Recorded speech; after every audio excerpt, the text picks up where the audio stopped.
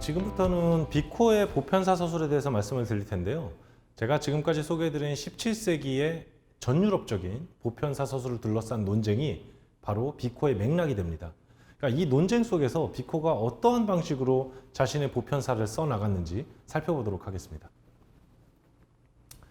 비코의 대표적인 저작은 새로운 학문, 그러니까 쉔짜 누오바라는 책인데요. 이 책은 1725년에서 1744년까지 출판되었습니다. 이 책에서 물론 수많은 과업들을 시도하죠. 그러나 가장 핵심적이고 중요한 것은 바로 보편사 서술이었습니다. 그래서 이 새로운 학문이라는 책의 서두에는요, 이런 연표가 하나 등장하는데요. 연표를 조금 자세하게 살펴보도록 하겠습니다.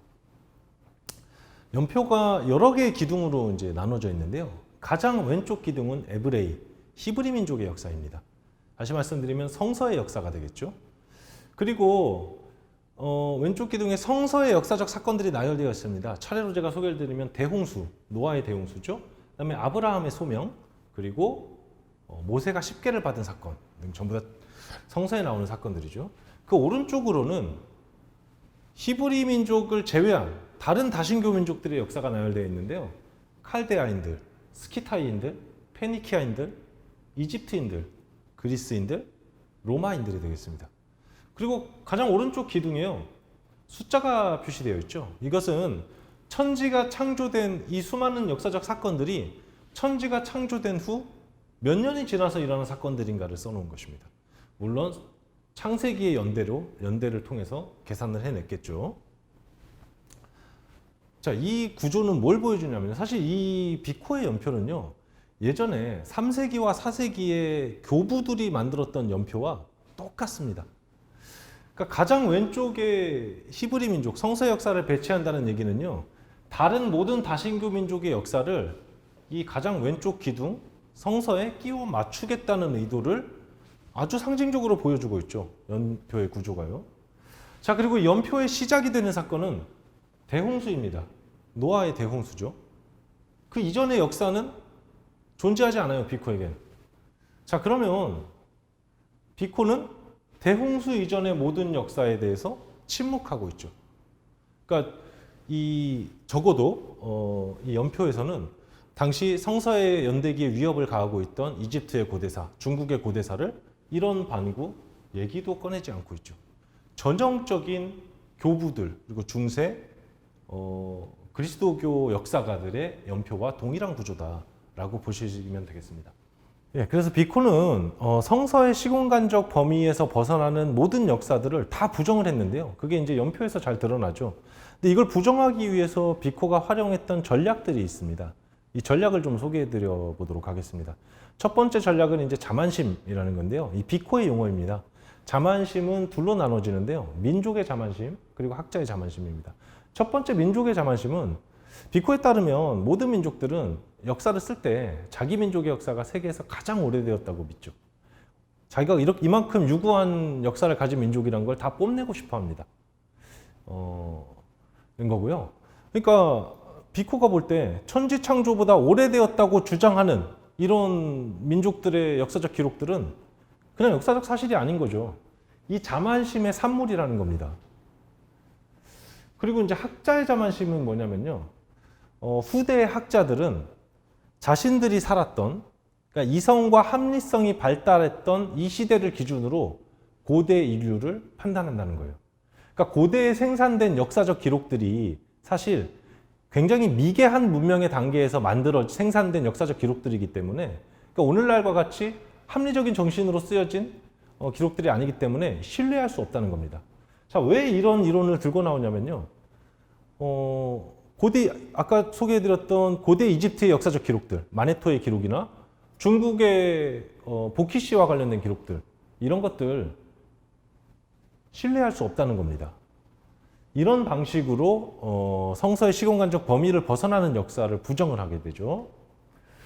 실제 사례를 좀 한번 살펴보도록 할게요. 그래서 비코는 고대 문명의 미개함을 반복적으로 강조합니다. 새로운 학문이라는 책에서요. 이걸 보시면은 고대 이집트의 의학은 헛소리나 단순한 사술이에요. 도덕은 방탕하죠. 그리고 신학은 미신과 주술, 마법으로 가득 차 있습니다. 예술도 야만적입니다. 고대 이집트의 미개함을 강조하죠. 중국도 마찬가지입니다.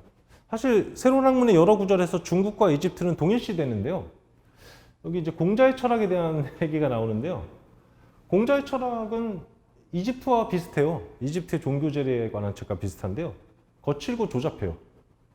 그리고 도덕도 마찬가지입니다. 중국의 예술은요, 조잡하죠. 마찬가지로. 그리고 조각도 마찬가지입니다. 회화뿐만 아니라 이집트의 주물만큼이나 줘야 합니다. 중국과 이집트의 미개함을 계속 이렇게 반복적으로 강조하는 이유는 제가 아까 말씀드린 대로 중국과 이집트의 고대사와 관련된 기록의 신빙성을 훼손하기 위한 목적을 가지고 있는 거죠. 자, 이제 두 번째 전략은요. 이게 개인적으로는 비코의 이론의 가장 핵심적인 부분이라고 저는 생각하는데요. 시적인 지혜라는 이론입니다. 이걸 제가 좀 알기 쉽게 설명드리면요. 비코가 볼 때 고대 초기 인류는요. 비코의 당대 인류와 같지 않았습니다. 비코의 당대 인류처럼 추상적으로 사고하는 능력이 결여되어 있어요. 마치 어린아이처럼 어린아이가 추상적인 사고 능력은 발달이 미약하지만 상상력이 굉장히 풍부하죠. 초기 인류도 그랬다는 거예요. 그래서 이 사람들은 이게 상상력이 풍부한 것은 시인의 특징이죠. 그래서 시인이 시를 쓰듯이 자신들의 역사와 신화를 써내려갔다고 하는 것입니다. 관련된 명시적인 구절들이 새로운 학문에 등장하는데요. 대표적인 구절을 좀 읽어볼까요? 초기 인류의 본성은 시적 창조적인 본성이에요. 논리적인 사고가 약해요, 초기 인류는. 그래서 시적 창조, 상상력을 바탕으로 하는 시적 창조적 본성이 강력하게 나타난다는 얘기고요. 두 번째는 언어와 문자의 기원. 그러니까 초기의 언어와 문자를 살펴본다면 이것은 시적인 상징의 언어로 쓰여져 있다. 왜냐하면 초기 인류의 본성 자체가 그랬기 때문에 라는 뜻입니다. 제가 요거 시적인 지혜를 조금 더 구체적으로 좀 설명을 해드려 보면요. 초기 인류가 처음에 자연현상을 보고 놀라게 되죠. 예를 들면 천둥이나 번개와 같은 자연현상을 보고 놀라고 또 그걸 가지고 길흉을 점치기도 하죠. 근데 자연현상을 통한 이 전복, 이거를 통칭하는 하나의 추상적인 개념을 생각해낼 수가 없었어요. 초기 인류는.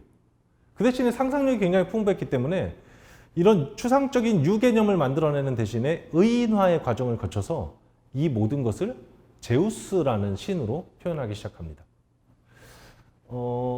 그리고 초기 인류가 최초로 이제 결혼이라는 것을 시작했을 때 결혼과 관련된 모든 사항들을 이거를 결혼이라는 하나의 추상적인 단어로 묶어서 표현할 수가 없었어요. 그렇기 때문에 헤라라는 의인화의 과정을 거쳐서 헤라라는 상징 인격체를 만들어냅니다. 결혼과 관련된 모든 것을 그냥 헤라라고 표현하게 되는 거죠. 이게 비코가 사례로 들었던 시적인 창조의 원리, 이 원리의 실예가 되겠습니다. 그러니까 왜 이 이론을 주장했냐면요. 성서의 연대기보다 천지창조의 연대보다 더 오래되었다고는 내용을 담고 있는 다신교 세계의 역사들 있죠. 이게 문자 그대로 사실로 볼 수 없다는 거예요. 다 제우스나 유노처럼 시적인 창조의 원리를 통해서 만들어진 내용이다. 시적인 지혜의 산물이다. 이렇게 간주했던 거죠. 그래서 예를 들면 공자와 같은 중국의 고대 철학자들, 헤르메스 트리스메기스투스와 같은 이집트의 고대 선지자들, 실존 인물이 아닙니다. 제우스와 헤라가 실존하는 인물이 아닌 것처럼 제우스와 헤라가 시적인 창조로 만들어진 상징 인격인 것처럼 공자와 헤르메스도 마찬가지라는 거죠. 자, 헤르메스에 대해서 잠깐 설명을 드리면요. 헬레니즘 시대에 그리스의 헤르메스 숭배가 이집트로 전파됩니다. 그래서 이집트에는 근데 이집트의 토착 종교가 있었죠. 그 중에 이 헤르메스 숭배가 토트신관에 대한 숭배와 결합해서 반신반인의 존재였던 고대 이집트의 선지자 헤르메스 트리스메기스투스가 탄생하게 되는 거죠. 자, 이 헤르메스 트리스메기스투스에 대한 숭배가 고대의 숭배죠. 고대 이집트의 숭배가 르네상스 시기에 유럽에서 부활합니다. 부활을 이끌었던 사람은 이제 마르실리오 피치노라고 하는 굉장히 유명한 인문주의자인데요. 이 사람이 1471년에 헤르메스가 썼다고 알려진 이 헤르메스에서의 1권을 라틴어로 번역해서 출판을 하게 됩니다. 근데 고대의 교부들은 헤르메스 신앙을 알고 있었어요, 이집트에. 근데 이제 그래서 아우구스티누스 같은 경우는 헤르메스를 모세보다 후대의 인물이라고 규정합니다. 그렇게 함으로써 성서의 연대기를 보호했던 거죠. 근데 이 인문주의자였던 피치노에 따르면 이 포이만드레스라는 헤르메스에서의 1권의 번역서에 들어가 있는 피치노의 설명에 따르면 모세와 동시대이거나 모세보다 앞선 시기입니다. 헤르메스 트리스메기스투스는. 이럴 경우에 어떤 문제가 발생하게 되냐면요. 일단 연대기의 문제가 발생하죠. 그리고 모세가 10계를 받기 이전에 이집트에는 이미 헤르메스 트리스메기스투스라는 굉장히 지혜로운 선지자가 존재했고 히브리 민족보다 더 발달된 문명이 존재했다는 결론으로 이끌어가게 되죠.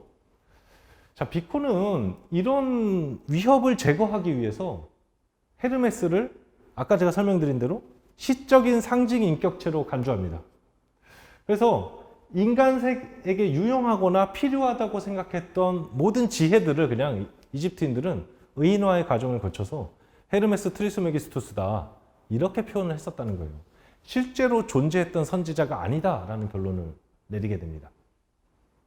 자, 지금까지 제가 설명드린 비코의 보편사 소술 그리고 보편사 소술의 원리들을 봤을 때 비코는 전형적으로 호교론자들, 가톨릭 세계관을, 성서의 세계관을 보호하려고 했던 호교론자들과 동일해 보이죠. 일견. 반면 다신교 세계의 고대성, 그러니까 중국이나 이집트 이런 문명들이 성서의 천지창조의 연대보다 더 오래되었다고 주장했던 사람들을 반박하는 것처럼 보입니다. 일견 그렇죠. 그러나 비코의 보편사 서술은 이쪽과도 완전히 일치하지 않습니다. 결론적으로 말씀드리면요. 비코는 이 사이에서 제3의 길로 나아갔다라고 하는 것이 제 생각인데요. 좀 구체적으로 사례를 제가 보여드리도록 하겠습니다.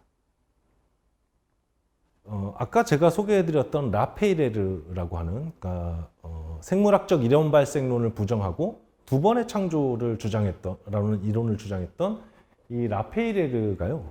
비코에게 굉장히 많은 영향을 미치게 되는데요. 그 내용을 좀 한번 살펴볼게요. 먼저 새로운 학문에 보면요. 새로운 학문에서 라페이레르의 이름은 딱 한 차례 언급되는데요. 굉장히 비판적으로 언급됩니다. 여기를 보시면요. 중국의 고대성, 그러니까 중국사가 굉장히 천지창조보다 더 오래되었다는 이런 견해에 영향을 받아서 라페이레르가 여기 나오죠. 이삭 드 라페이레르는 아마도 중국의 고대성에 대한 주장에 영향을 받아서 가톨릭 신앙을 버리고 그리고 대홍수가 전 세계에서 일어난 게 아니고 히브리인들 땅 위에서만 일어난 지역적 재해다라고 기술하게 되었다라는 내용인데요. 그러니까 라페이레르의 이론에 대해서는 얘기하지 않고 있죠. 비코는. 두 번의 창조의 교리는 얘기하지 않고 있지만 어쨌든 대홍수의 보편성을 부정했다는 점에서 라페이레르의 불경함을 비판하고 있습니다. 그리고 이 구절에서요. 사실 라페이레르는요. 벨기에에서 도망을 다니다가요. 자기 책을 출판하고 벨기에에서 종교재판소에 체포가 됩니다. 그래서 가톨릭으로 강제로 개종을 당하게 되는데요. 아마 비코는 그 사실을 모르고 있었던 것 같죠. 가톨릭 신앙을 버리고 라고는 구절을 쓴 걸로 봐서요. 그러니까 정보가 사실 부정확하죠. 라페이레르에 대한 비코의 지식이. 근데 사실 당시의 시대적 상황을 우리가 생각해 본다면 비코가 라페이레르에 대해서 잘 몰랐을 리가 없습니다. 이것은 이단의 혐의를 피하기 위한 장치입니다. 왜냐하면요, 제가 라페이레르에 대한 사상을 조금 전에 설명드리면서 라페이레르의 이론이 17세기의 자유사상가들에게 폭넓게 수용되고 유통되고 있었다라고 설명을 드렸는데요. 그 대표적인 사례가 바로 비코가 태어나고 살았던 그리고 학문 활동을 했던 나폴리에서 발견이 됩니다. 당시 나폴리에서는요, 에피쿠로스 철학이 부활해서 젊은 세대의 지식인들 사이에서 굉장히 큰 인기를 끌고 있었는데요. 에피쿠로스 철학은 유물론이죠. 유물론. 신의 존재를 부정하는 유물론입니다.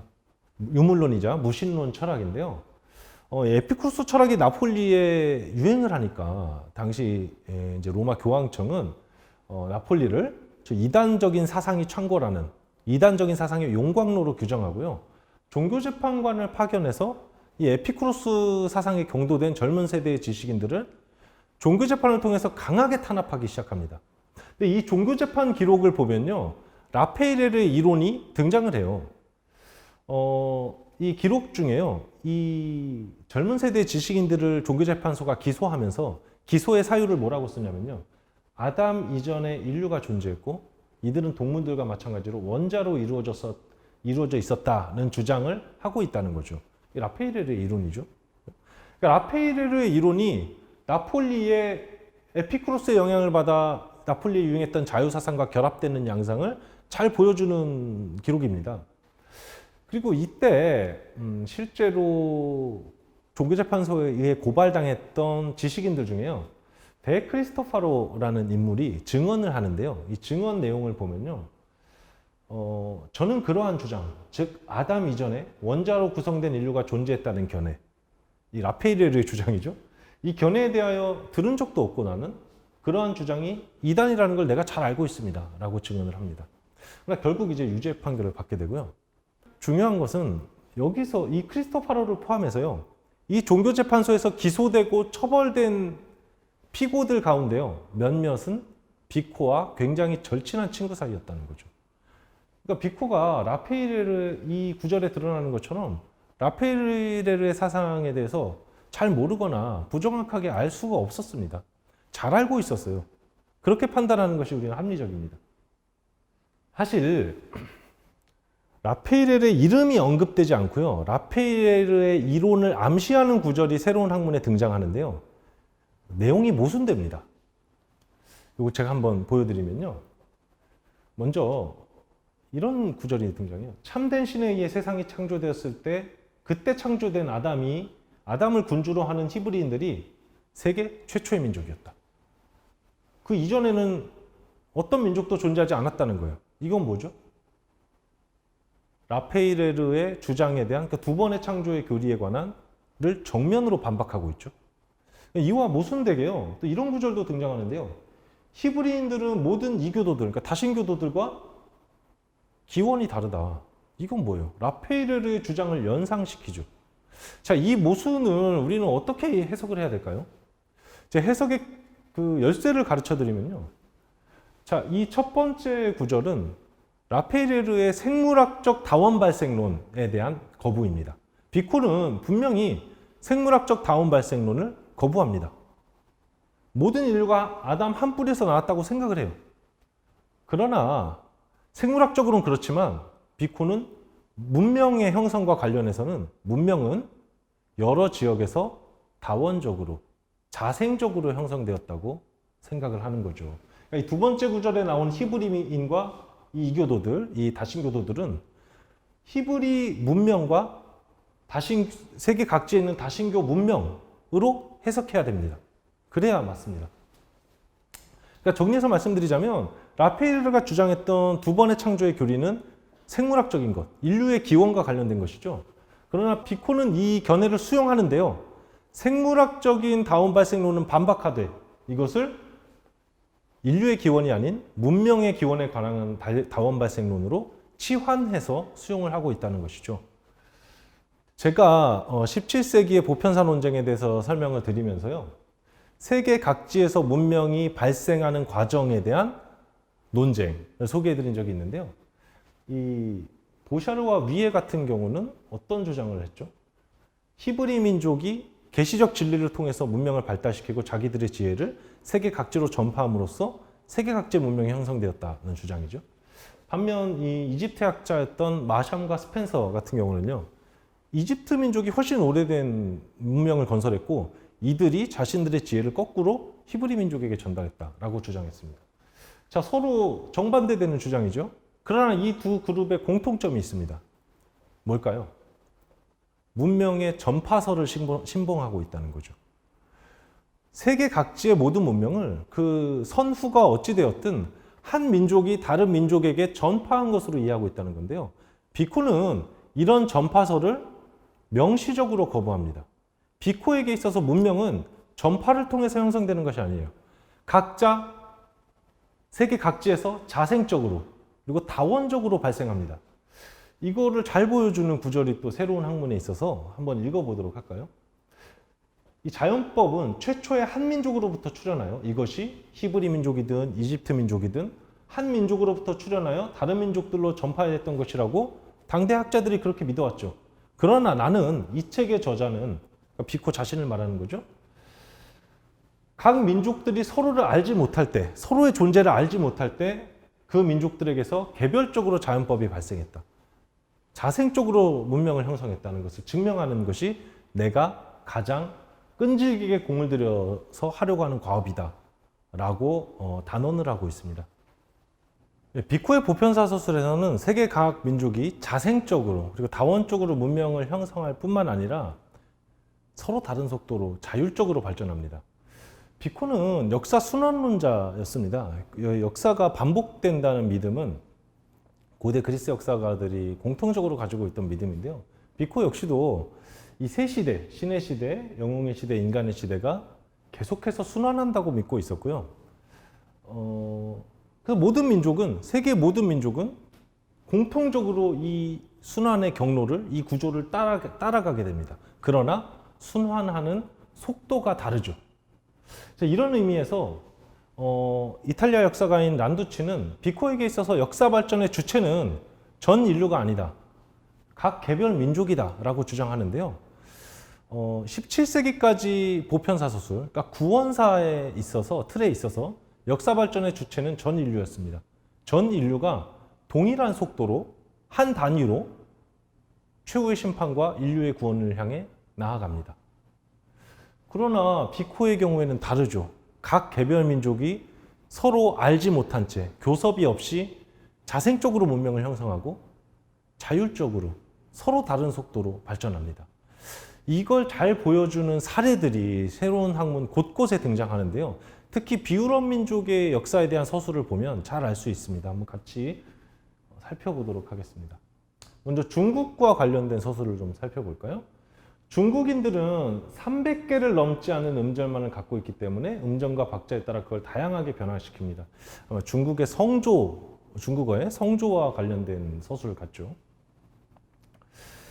근데 이 당시 중국을, 당대 중국을, 비코의 시기니까 18세기죠. 18세기 중국을 유럽의 중세와 동일시합니다. 근데 비코에게 있어서 중세란 한 바퀴를, 한 사이클을 돌아서 회귀한 신의 시대가 바로 중세입니다.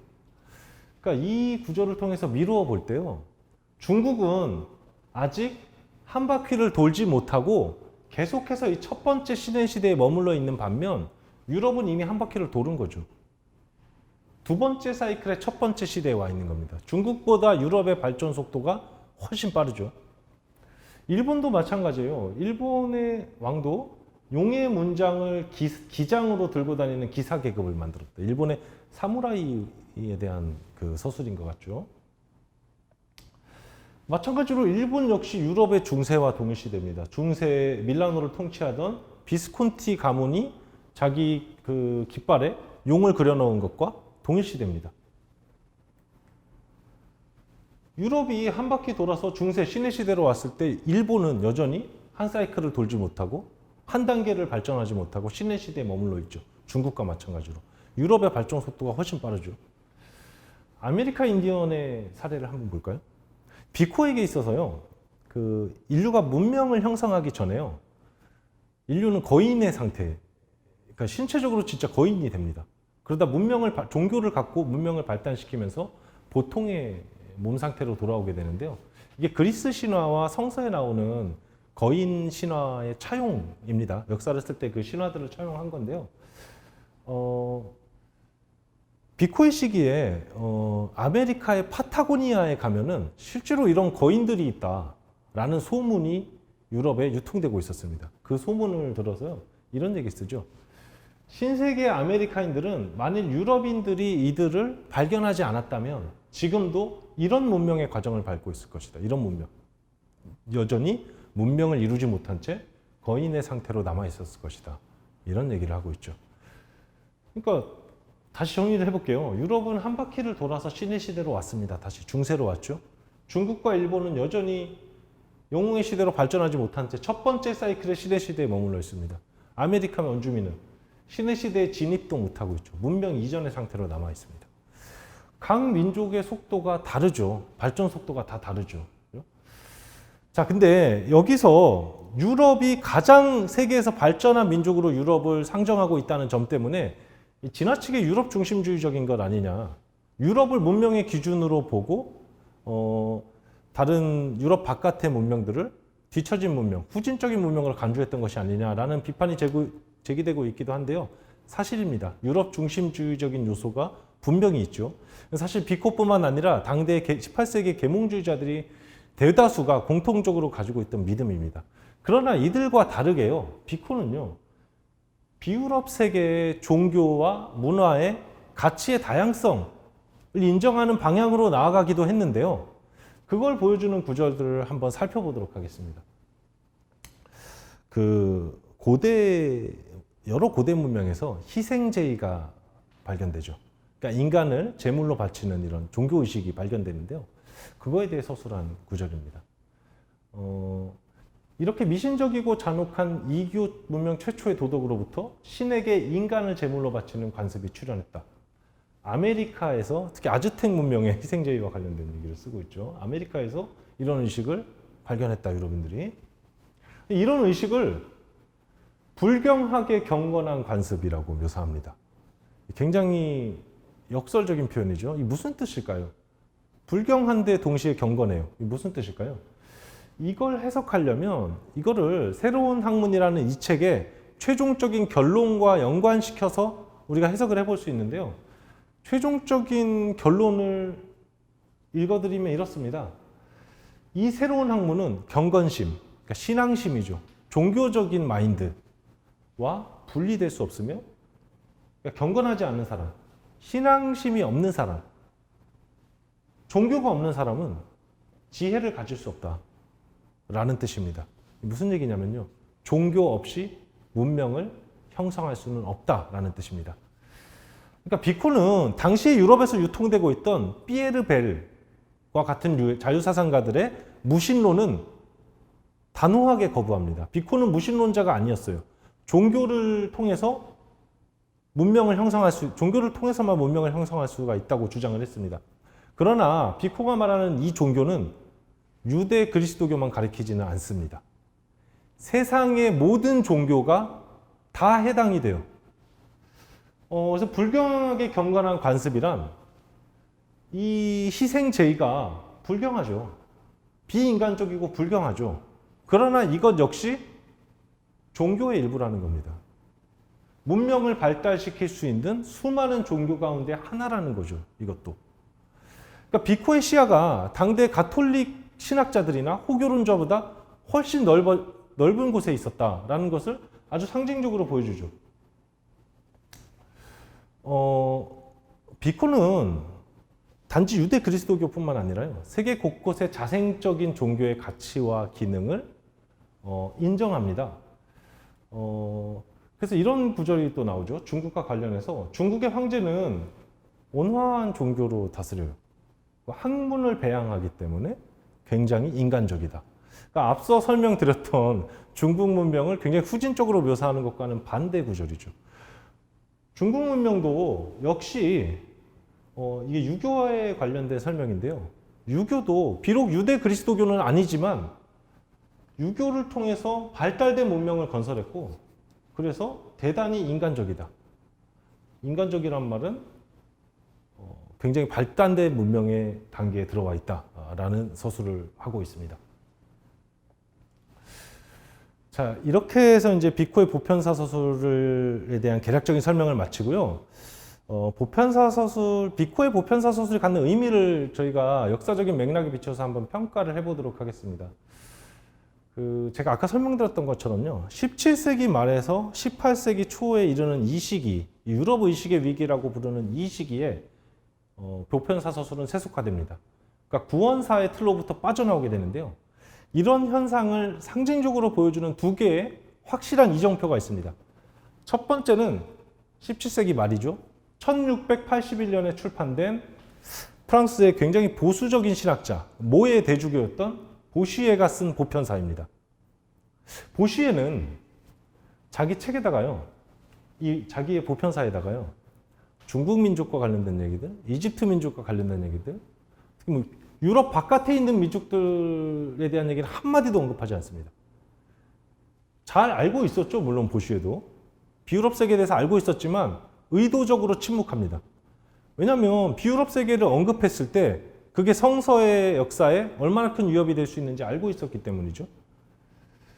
자, 그로부터 약 한 70년이 지나서요, 18세기 프랑스의 대표적인 계몽주의자 가운데 하나인 볼테르가 보편사를 쓰게 되는데요. 볼테르의 보편사는 1장과 2장이 비유럽 민족으로부터 시작해요. 중국, 인도, 페르시아 이런 얘기들로 시작합니다. 아메리카.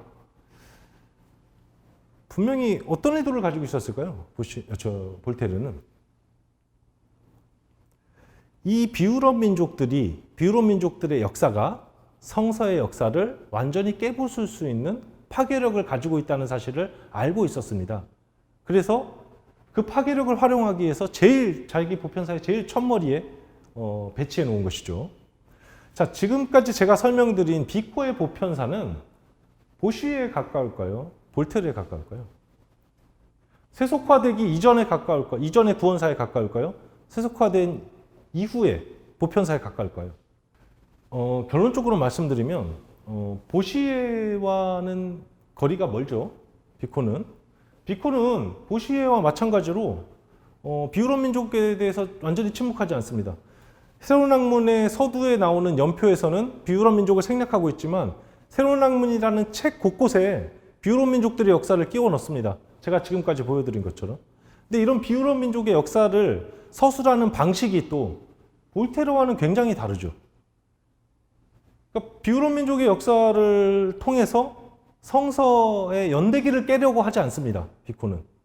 연대기를 수호하죠. 성서 연대기를. 이런 면에서 볼 때는 또 볼테르랑은 다르고 보시에랑 비슷한 면도 있네요. 그러나 이 둘과 가장 큰 차이가 있는 지점은 비코는 연대기를 수호한 대신에 구원사가 갖는 이론론적 비전을 깨고 있다는 거죠. 그리스도교 중세 17세기까지 유럽을 지배했던 그리스도교 세계관도 이론론입니다. 신앙 바깥의 진리는 없습니다. 계시적 진리 이외의 진리는 없어요. 그걸 깨부수고 등장한 18세기 계몽사상도 이론론입니다. 이 사람들 이성과 합리성의 원리에 비추어서 그리스도교 세계관을 조롱하고 깨부쉈지만 이 사람들도 이성 바깥에 존재하는 진리는 없습니다. 이 사람들에게도. 이성을 중심으로 한 이론론이죠. 그러니까 계몽주의자들의 업적은 신앙을 중심으로 한 이론론을 단지 이성을 중심으로 한 이론론으로 교체해놨다는 것밖에 없죠. 비코는 연대기를 수호하고 있지만, 성서의 전통적인 연대기를 수호하고 있지만 그 대신에 이 이론론적 시각을 깨부수고 있는 거죠. 그래서 비코가 사실 오늘날 비코 사후에 출현한 수많은 사상적 조류들을 예견한 사람 혹은 영향을 미친 사람으로 널리 알려져 있는데요. 흔히 비코의 영향이 가장 크게 영향을 받았다고 일반적으로 생각되는 세 개의 사조를 제가 가져왔습니다. 민족주의, 역사주의, 그 다음에 오늘날의 다원주의입니다. 자, 이 세 사조의 공통점은 뭘까요? 민족주의, 역사주의, 다원주의의 공통점은 개별성을 강조하고 있다는 거죠. 상대성을 강조하고 있다는 사조라는 겁니다. 이게 제가 지금까지 소개해드린 비코의 비전과 분명한 연관이 있죠. 다양한 종교의 가치를 인정하고 그리고 세계 각 문명의 자율성을 인정하는 이런 비코의 사상과 비코의 이론과 분명한 연관이 있습니다. 자, 특히 다원주의와 관련해서요, 영국의 유명한 철학사가인 아이제이아 벌린이 계몽주의 사상 안에 내재되어 있는 이론론을 비판한 것으로 굉장히 널리 알려져 있는데요. 반계몽의 기수로 비코의 이름을 언급합니다. 그리고 나아가서 현대 다원주의의 선구로 비코의 사상을 해석하기도 하는데요. 이렇게 제가 소개해드린 후대 사상가들이 비코를 해석하는 이런 해석적인 노선, 제가 오늘 소개해드린 비코의 그 이론론적 그리스도교 세계관의 이론론적 비전을 깨뜨린 비코의 독창적이고 혁신적인 보편사 서술과 분명한 연관이 있다. 이렇게 설명을 드릴 수 있겠습니다. 예, 지금까지 오랜 시간 동안 경청해 주셔서 감사합니다.